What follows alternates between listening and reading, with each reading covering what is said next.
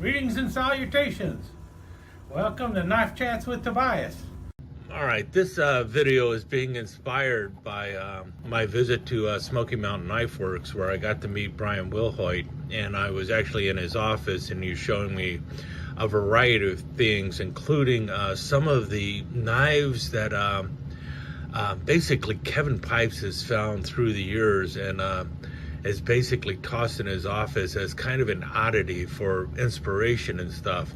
In any case, this is one of the items that was there, and this is known as the Clever Cleaver. I believe these were from like the 1950s or 1960s or so.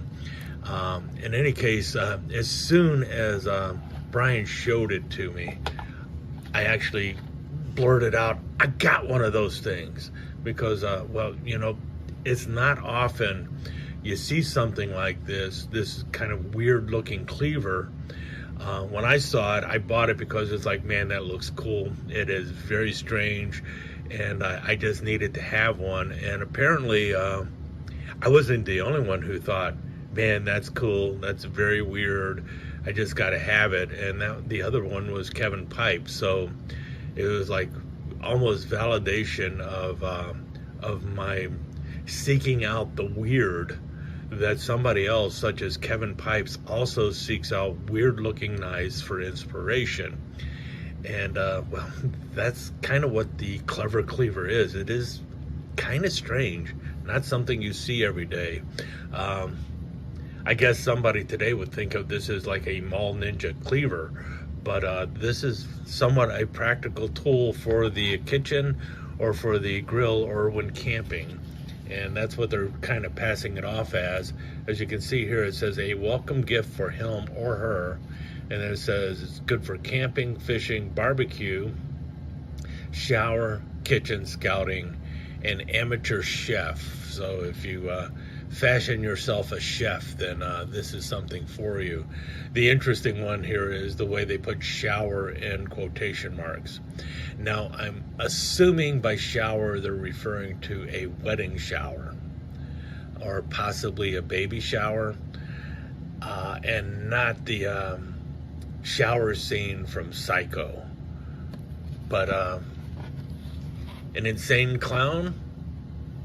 Yeah, maybe. Yeah, never know. Any case, I just thought it was pretty cool that that somebody else actually had a Clever Cleaver. And on the inside of the box, it shows all the different things for it. Let's see if I can do this. For poultry, meat, fish, and vegetables. Yeah, so you can cut just about anything with it. They talk about it being a steak tenderizer. That is this portion up here, so you can actually sit there and pound meat with it to soften it up and such. You obviously also see over here the cap lifter, which is the next thing. It will open a bottle. So there you go. See how it got it with a bottle opener. Bottle openers in the 1950s and such, you started seeing a cap lifter appear on just about everything. Even before then, once the crown cork came along, almost every kind of knife in the world ended up getting some kind of cap lifter on there. So seeing one on a cleaver in the 50s or so was probably something pretty cool, especially if you also in the 50s and 60s, cooking out on a grill, which was commonly referred to as barbecuing, even though really all you're doing is grilling food. That became a very big deal. And, you know, post-World War II, post-Korean War, you know, when suburbia started coming along, the charcoal grill really took off, and a lot of people were cooking out in the backyard. So I can see where this thing would have come in real handy, especially with a cap lifter as well as your cutting blade here. In any case, then next down it says it will grip a 1-inch metal cap, and what they're talking about there is the hole here. And a 1-inch cap was a very common cap. It would be like a twist-on cap that would be too tight or something like that, and this would allow you to actually grip it and turn it easily. And then for some reason, it will remove nails. So you've got a nail puller here. So nails and tacks. Something you don't think of, but you also know that if this is in your kitchen drawer, um, and you're not looking for your hammer, or you got something that you just need to pull out real quick, I can see how that would be something that would be a selling point. A couple of these other things are kind of strange, or that you think of them as strange today. The one being it will open jars. And so what they're talking about is prying open. There used to be caps that you would have on a jar, especially like old jelly jars, where you would have to break the seal, and this would allow you to actually get up near the edge of the jar and pop it, and it would pop loose, and then you'd be able to unscrew it and screw it back on. And then finally, that would also work for mason jars and stuff. A lot of people were still doing a lot of canning and everything, so it would be able to pop the lid on a mason jar. And finally, it will loosen refrigerator trays and raise lids from jars. We already talked about raising lids from jars, but you used to have metal ice trays, and they would get stuck together, and this would allow you to slip in there and peel it apart. To me, where this comes in handy today, the rounded edge here, is it will separate those frozen hamburger patties and those frozen chicken breasts that are, you take them out of your freezer, and those frozen hamburger patties, the ones I'm talking about. They're 1/4-pound patties, and they got a sheet of paper in between them, and they're always frozen together. And you're sitting there trying to pry them apart with a knife or something. Well, now you've got this blade, which is relatively sharp, but not sharp enough to actually cut, that you can actually slip in there in between those hamburger patties, and you've got a really good wide piece of steel here, so that you can pop it and loosen it up. And obviously, you've got the cleaver edge, so you can actually cut stuff with it. And it's got a really nice shape of a handle. It's held on by 3 brass rivets, and you see it's about a 2/3 tang, but it's a nice wood handle. I'm not sure what kind of wood it is, but this thing is got some weight to it, and it's really hefty. And to tell you the truth, this is something that I could see showing up in like the Rough Rider Reserve line, or not the Rough Rider Reserve line, but the Rough Rider line, as a companion to the sous chef, because this thing is really handy, and it's pretty cool. I really do like it. So, and I thought, wow, not only do I really like it, but Kevin Pipes likes it, and Brian Whilhoite showed it to me, so he must also think it's pretty cool. So maybe we'll see this soon. But as long as I'm showing this, let me show you the other 2 fish cleavers I have, because when I found this item, I was not looking under Clever Cleaver, I was looking under Fish Cleaver, and this happened to pop up. And ever since then, I have been looking for a second one, because I really do want a second Clever Cleaver. So hopefully Rough Rider could do something like this, or something similar to this. With that said, let's take a look at the other 2. Okay, I'm going to start with the bottom one here. This one came with a leather sheath, but as you notice, it is not something that you can actually strap to your body or anything. There's no way to actually carry it other than just dropping it in a pocket or in a tackle box, because this is like a fish cleaver. And this one is made by K-Bar. See there? K-Bar. Carbon Chrome K-Bar. And you see the edge up on the top here, which can be used either as a tenderizer or a fish scaler. So either way there. See the big hole up in front here. This is very common on cleavers, and that is actually so you can hang it. Notice here we got a full tang going on. I believe these handles are some kind of thermoplastic, possibly Delrin. I don't know, but it is definitely a hard plastic, and a very good plastic. You can see there the rivets, which I think are actually compression screws.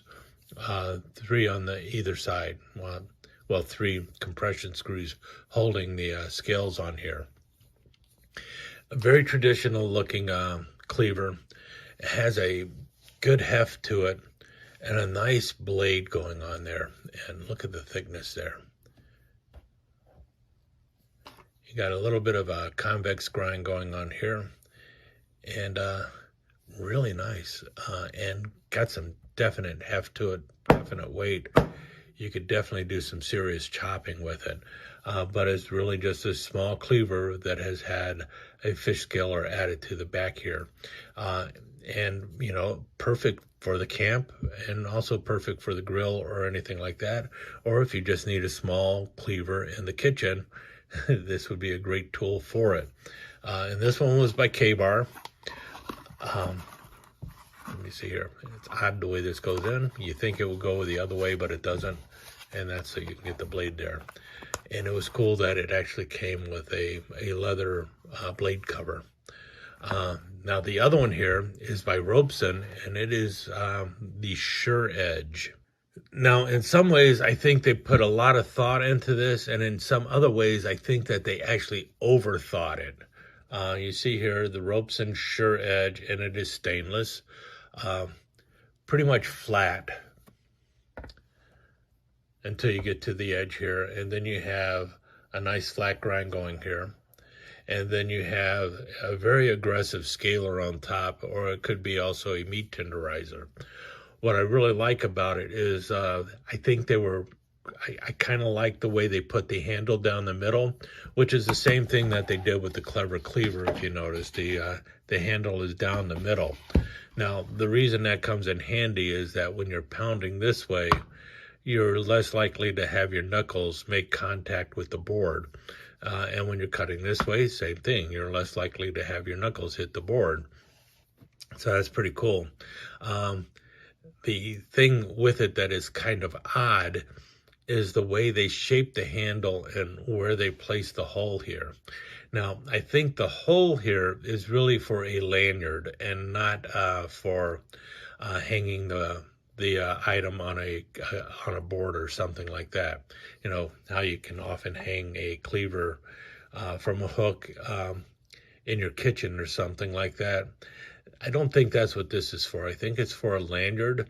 For one reason, it would be hard to get the hook through there, and then you're going to have to take it off the board by either grabbing the blade or getting your hand close to the blade, which would not be ideal.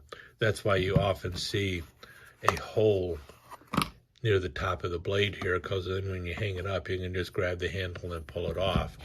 I think that's one of the things you can also use this for on this on the Clever Cleaver, is you can actually use that hook for the hanging spot on your blade. So if you were to hang this to display, you just hang it right there, and then you just easily just slide it down and take it off. So I think what this actually is a lanyard hole, and there is no way to actually just hang this item otherwise. The odd thing is the shape of the handle here in the back, and this is the way it was designed. And I believe the reason it is cut that way is so that you can use this knife comfortably in the right hand, because it is much more comfortable to hold in the right hand because of the way this shape is. Notice it's more, there's more of a handle on this side. This side is much smoother, and then you have this odd cut at the back here. Well, when you got that in your hand here, it's actually pushing right into your arm here, or right into the palm of your hand here. And when you're cutting down, it does not feel as good as if you're cutting down on this side. So this is actually designed for use with the right hand. Were they thinking ergonomically? Probably, but they were thinking ergonomically for a right-handed person, which, well, 90% of the world, right? So maybe that's why. What I like about it is the overall shape of it, but this one is much more comfortable to hold But I tell you what, of all three of these, this is actually the most comfortable to hold. I like the way the handle is bent here. So when you're cutting this way, it's really great. You notice you've got a place for your thumb to go, which is kind of cool too. I could picture if they're to redo this, maybe putting some jimping up there and even some jimping over here, so that when you're using it this way, you have a little more support for it and everything. But yeah, some just cool cleavers out there that, well, if you're searching for them, the terms I would use is Fish Cleaver most often. This one you can actually try to look in as Clever Cleaver, but remember the way it is spelled, and it might come up. Or Kitchen Cleaver. You can try any of those terms to try and find them. But you never know. Maybe the Clever Cleaver will rise again, perhaps in the world of Rough Rider or maybe marbles. This could be really interesting for marbles with their outdoor series and stuff. But, you know, then Rough Rider also has the sous chef, so this would work in either area, you know. It could be great for the kitchen. It could also be great for the campsite because of all the functions that are on here. It is really quite clever. Things I would do if I were to try and update this a little bit. First thing I would do is I would make the transition from the handle to the blade a little smoother. So I would pinch this down a little bit so that you could actually grip it like so that if you're scraping or something, it would work really well. And feel much more comfortable in the hand. I would also replace the wood handle. As much as I like a wood handle, I would replace it with something that would be dishwasher safe, because if you made it dishwasher safe, then it would be much more popular for the kitchen. But the other functions on here are still practical today. Like I mentioned, this is great for separating frozen meat, you know, meat patties and stuff like that. And the tenderizer does what it's supposed to do, so people do like that as well. So do you need that cap twister? Sometimes, yeah, you can still use that. And yeah, well, the nail puller also works for, you know, hanging it. So there you go. I think the Clever Cleaver could still be useful today. Yeah, I'd probably add a little jimping here and a little jimping there. Maybe that's not that important, but it would give you a little more firm grip when you're chopping or when you're scraping. So that would be helpful too. In any case, will we ever see a resurrection of the Clever Cleaver? Probably not, but it would be kind of cool. I would love to see it. The other thing I would do with this, most definitely, especially if you're going to use it for camping, come up with a sheath for it, preferably a dangly sheath. That would be pretty cool too. Yeah, the Clever Cleaver. I like it. And it was surprising to find that someone like Kevin Pipes also thought it was pretty cool. Before I begin the slideshow on the Clever Cleaver, I'd like to address some of the comments that I have read about this item online. And most of these comments come from people who probably never actually held one in their hands before. And most of the comments are also fairly negative. Comments such as obviously something that was designed to do many things and does none of them well. That was a common one. Other ones just simply saying a piece of junk and so on and so forth. And these were when a person had one and was just asking, did anyone know anything about it? Someone eventually did say, well, that's the Clever Cleaver. And they went on to comment that it was used in the late 60s, early 70s, something like that. But in actuality, this thing dates from well before the 1960s. Now, I'm assuming that the person who gave that answer is basing his information off of what he found in the test trademark database, which is online and easy to find, which gives it a filing date of December 10th, 1968, and a registration date of September 23rd, 1969 for the Sandell Company. Now, Sandell Company was not a knife company or anything like that. It wasn't even a kitchenware company. It is more or less a uh, today's it's referred to as a hedge fund company. It's basically an investment company. They invested in this product and they probably sold it through department stores and everything else. Now, as you can tell here, the trademark is also listed as dead, which means that by 1979, the Sandell Company had abandoned the trademark.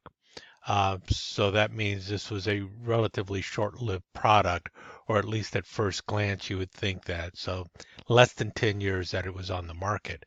However, if you look more closely, you will notice that this is a current registration, and there was actually a prior registration and possibly even more prior registrations than the one that is listed here. Because also, if you look, the first use of the term Clever Cleaver shows up in 1948, and then the first use in commerce was also in 1948. So it is very likely that the very first time that the Sandell Company or some other company actually trademarked the term Clever Cleaver was in 1948. So this item was actually already in production for at least 20 years by 1969. So this item was around a little bit longer than what most people actually suspect. But however, probably sometime in the 1970s, it just fell from favor and lost, it just wasn't being bought like it used to. And that is really what we have going on here. So this product, the Clever Cleaver, was actually around from 1948 to at least 1969 when the trademark was re-registered, and sometime after that, in the 70s, it probably ceased production. Okay, let's move on to the slideshow.